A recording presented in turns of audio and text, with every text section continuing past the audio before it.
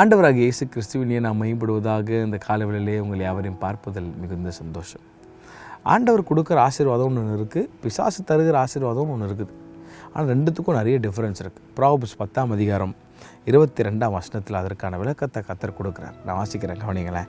கர்த்தரின் ஆசீர்வாதமே ஐஸ்வர்யத்தை தரும், அதனோடே அவர் வேதனையை கூட்டார் அப்படின்னு ரொம்ப தெளிவான ஒரு வார்த்தை எழுதப்பட்டார்.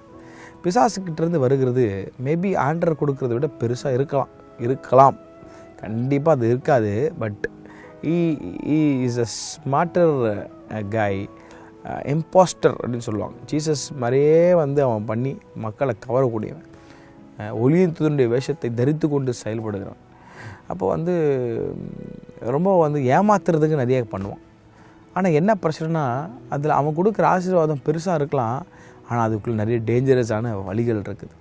It is very dangerous. அதனால தான் ஆண்டவர் சொல்கிறாரு, கர்த்தரின் ஆசீர்வாதமே ஐஸ்வர்யத்தை தரும். ஆசீர்வாதம் தருவார், ஆனால் அதனோட அவர் ஒரு நாள் வேதனை கூட்ட மாட்டார். இப்போ பிசாசு ஆசீர்வாதம் தருவான், ஆனால் அதனோட வேதனை இருக்கும். அதனால் ஆண்டவருடைய ஆசீர்வாதத்திற்காக பொறுமையாக காத்திருங்கள்.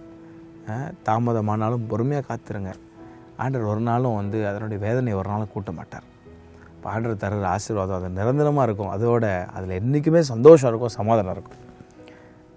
அவசரப்பட்டு முடிவு செய்து சில காரியங்களை நம்மளே எடுத்து செய்யும் போது பிசாசு நிறைய ஆப்ஷன்ஸ்லாம் தருவான், ஆனால் அதனுடைய எண்ட் ரிசல்ட் தேவ சமாதானம் இருக்காது, அதனுடைய வேதனையாக தான் இருக்குமே தவிர அது ரொம்ப டேஞ்சரஸான ஒரு ட்ராக்கில் நம்ம கொடுத்து விட்டுரும்.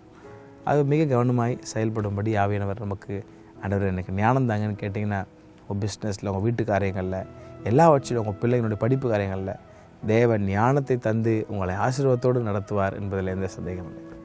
கர்த்தர் தாமே அவரை ஆசீர்வதிப்பாராக. ஆமென்.